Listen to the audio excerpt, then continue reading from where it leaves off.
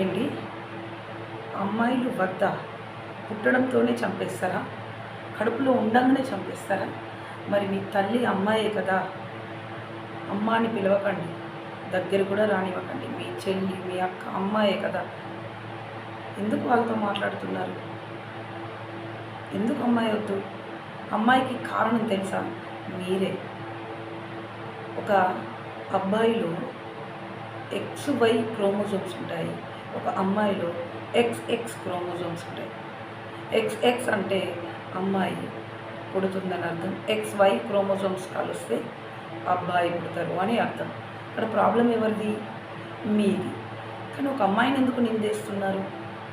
సరే, అది పక్కన పెట్టండి. మీరు చరిత్ర చూసుకోండి.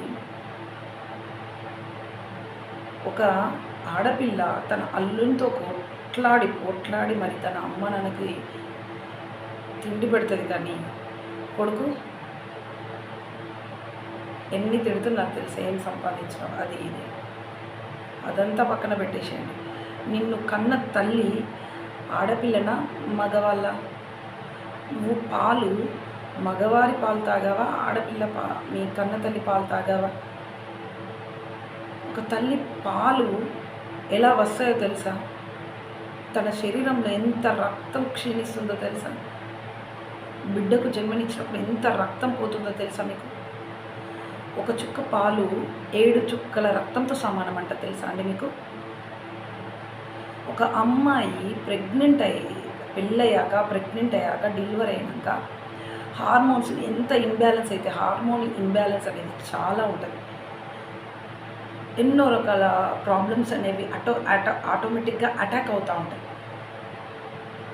అవన్నీ భరించుకుంటూ మీలాగా మానసికంగా స్ట్రెస్ చేసినా కూడా నా బిడ్డ బాగుండాలి, నేను బాగుండాలి, బిడ్డకు తల్లి అవసరం అనేసి ఎంతో స్ట్రాంగ్గా ఉంటుంది ఆడపిల్ల. అలాంటి ఆడపిల్లను వద్దంటారా?